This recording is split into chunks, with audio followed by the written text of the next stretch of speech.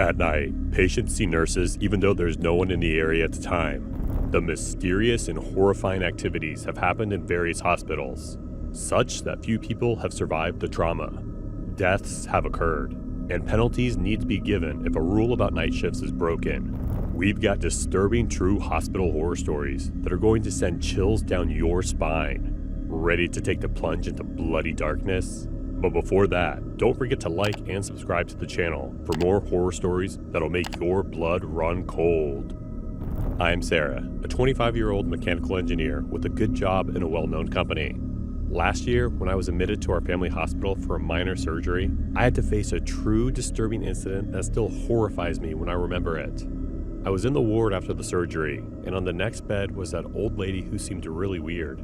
I didn't care though, as her relative told me that she had dementia and was in a habit of spouting nonsense usually. A couple of days went smoothly, and on the third day, I felt horrified when she pointed at an empty bed and talked to her daughter Linda, who was not there. She asked Linda to stop that lady staring at her, and started shrieking. I called the nurse, who then covered the bed with curtains, and the lady stopped behaving oddly. The next day was even more sinister than the previous one, as she pointed towards the chair and started talking. There was no one on the chair, but she was talking like someone was sitting there. That was a strange attitude, but I was satisfied when she was discharged the next day. I was left alone in the ward when I saw something move outside the window. It was a white cloth, but as it moved back and forth, the scene cleared and made my blood run cold. I couldn't see any facial features or the hair clearly, but it seemed like a girl in a white outfit hanging on the tree. It gave me goosebumps. I started reciting some prayers and avoided looking at the tree. Then, in the dead of the night, I woke suddenly. I saw that white cloth dangling outside the window again as I got up. I hardly stopped myself from shrieking out. It was a good thing that the window was shut. I hardly covered my face with the blanket with my transfixed consciousness. I didn't get out of the blanket until a nurse bade me good morning. I was waking as the terror didn't let me sleep the whole night. I got my head out of the blanket and the first thing I saw was the window. Everything was fine, including the window and that particular tree. There wasn't any white cloth that kept scaring me in the dark. I was shifted to another ward at my request, and thankfully, nothing happened in the next few days. I am Julia, an experienced nurse at the palliative unit of an old hospital. The night I am talking about was the scariest night of my life. My nursing auxiliary came into the nurse's room when I had just finished my rounds. She asked me if anything else was needed and if she could sleep for a while. As everything was all right, I replied positively. I don't know exactly how much time had passed when I heard footsteps walking up and down the unit's corridor. I looked at the cameras, which showed me everything normal. All the bedrooms and corridors were silent and nobody was there, but I was hearing the footsteps coming to the nurse's room and walking back to the corridor's end. I rose from my chair and went to check it out. At the same time, the patient from room number 4 started calling frantically. There was nothing in the corridor. I headed to room number 4 to check on the patient. As soon as I opened the door, I saw the patient shouting hysterically. When he saw me, he asked me to get that man out of his room who was sitting on the chair with a top hat. There was no one on the chair, but to satisfy him, I faced the chair and asked the man to leave the room because the visiting hours were over. A moment later, the patient calmed down and thanked me for sending the man out of the room. I shut the door and returned to the nurse's room, but what I saw there was terrifying. It froze me for a moment, and my heart stopped beating first, and then started pounding wildly. In the surveillance camera, I saw a shadow standing still at the door of room number 4. When I went out to check personally, I saw him. He turned around, and I could see his red eyes and top hat. When he saw me there, he quickly flew into room number 4 and slammed the door. My auxiliary nurse woke up due to this noise and asked me what happened. I told her all about the shadow, and she didn't believe that. I asked her to accompany me and walked carefully towards room number 4. As I opened the door, freezing air touched my face. I entered and saw the shadow of a tall and strong man near the patient's bed. I asked my partner if she could see him, but she denied it. As the shadow saw me, he came towards me and then dissipated. I checked the patient and he was okay. After returning to my room, I checked the cameras and found everything normal. The next day, when I came back to my duty, I found that the patient in room number 4 passed away. It was my first experience, and later, whenever I saw the shadow with a top hat in any particular room, the patient in that room was found dead the next day. I don't know whether he was the killer or a death announcer, but no one else other than me could see him. If you are enjoying the video, then don't forget to like and subscribe. I am Roma, a competent nurse at a famous hospital. Let me share with you the scariest experience of my life at the Japanese hospital where I started night shift duty for the first time as a nurse after my nursing education. The hospital was desperate for staff, and I was desperate for a start. The hospital wasn't in the heart of the city where I wanted to work, but was nestled near the mountain in isolation. When I first entered the building, it looked like a ghost house, with long hallways, deserted corridors, and cracked walls. The beginning was not that bad, and I was getting a good experience. One night, Yuki, one of the nurses who was only 2 weeks senior than me, asked me whether I knew the rules of the night shift. I was surprised to learn that, as I didn't know about it.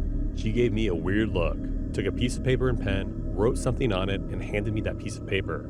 When I read the rules, I laughed as I took it as a joke, but the strange expression in her eyes forced me to shudder. She didn't say anything and left the hospital as she was off. It went smoothly till 11 p.m. Then suddenly the atmosphere inside became strange. I felt a wave of terror penetrating my body. Time passed, and I checked the windows around 12:45. All the windows were closed, but one on the west side was open. When I tried to close it, I felt like some force was stopping me from doing this. I remember rule number 1, which stated, all windows opening west must be closed, and I used all my energy to close it. After bolting it, I saw a patient standing in the middle of the corridor when I passed through the hallways. I was about to ask him if he needed something when rule number 2 waved before my eyes. Don't talk to any patient who is not on his bed. A cold wave of terror froze my spine. I decided to use the lift when suddenly its door swung open, and it reminded me of rule number 3. Don't use the lift if its doors open automatically. I held my breath, although I wished to scream, and silently headed towards the nursing station. At that moment, when I was passing room number 7, I saw someone there. I remembered the room was empty. When I entered the room, its door closed automatically. I felt my blood frozen when I saw that girl with a bloody mouth. Her long black hair was swinging in the air, and she had a terrifying smirk on her face. I backed towards the wall. She was stepping towards me. I had a broken rule, my mind alarmed. It wasn't allowed to enter an empty room if you saw someone there, and the penalty was the sacrifice of my body part. There were 4 steps on the side table. I picked it up and gave a deep cut to my right hand. As the blood poured on the floor, the door swung open, and I immediately got the energy to leave the place. I got back to the nursing station with a bleeding hand and spent the night shivering with fear.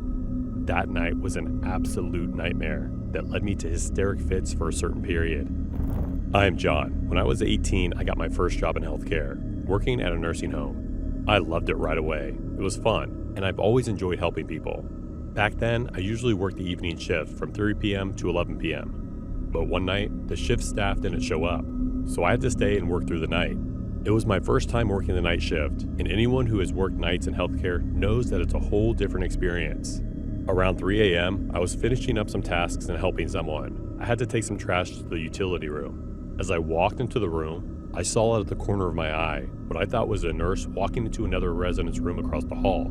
I didn't think much of it. I dropped off the trash, which only took about 30 seconds, and when I came back out, I noticed something strange.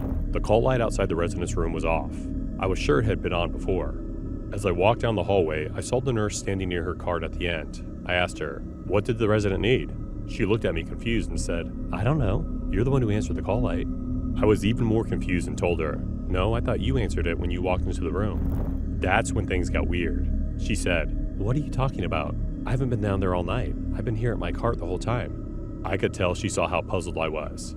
Then she gave me this little grin and said, "You saw her, didn't you?" I was even more confused and asked, "Saw who?" That's when she told me about the ghost. Apparently, the nursing home had a ghost, a woman they believed was a nurse. People say she still answers call lights at night. Hearing that gave me chills. I knew what I saw. A person walked into that room, and it wasn't a shadow or something out of the corner of my eye. It was a clear image of someone. That experience has stayed with me all these years. I'm usually skeptical about ghost stories, but this one is different because it happened to me, and I know what I saw. I am Tony, and Sheila is my girlfriend. She's committed to the nursing profession. She told me this horror story that happened at her hospital. She often worked night shifts, and one night, her usual floor was quiet. She got assigned to the ECU to help out. Around 3 a.m., one of her patients, Mary, rang the call bell. Sheila went to check on her and found Mary quite nervous. She said, "That nurse keeps coming in here and stands in the corner." Sheila asked if she was talking about Stacy, but she was at the nursing station. "No, not her," Mary said firmly. "The other one." Sheila was confused because there was no one else other than Sheila and Stacy at the nurse's station. Mary sighed. Okay, but if she comes back, I'll call again. Sheila returned to the nurse's station and told Stacy about Mary's odd behavior. A little while later, Mary called again. When Sheila entered the room, Mary whispered, "She's here." Sheila looked around but saw nothing. "Mary, there's no one else here. You're probably dreaming." "No," Mary insisted. "She just went into the bathroom." Sheila opened the bathroom door to check, but it was empty. "See, no one's here." Mary shook her head. "I saw her. She's a woman, but it's too dark to see her face." Sheila reassured Mary and told her to call if she needed anything. Hours later, when Sheila checked on her, she was horrified to find Mary lying dead on the bathroom floor. 3 months later, Sheila was assigned to the same unit, and by coincidence, the same room. This time, her patient was a man in his 60s. He was friendly and completely alert. The night was quiet until 3 a.m., when the call bell went off again. Sheila went to the room. "You're my nurse, right?" the man asked. "Yes," Sheila said. "What's wrong?" "Then why does this woman keep coming here and stands in the corner?" he asked nervously. Sheila froze. "What?"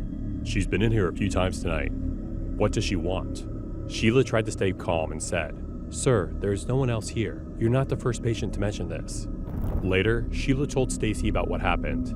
"This is so creepy," Sheila said. "He described the same thing Mary did before she died."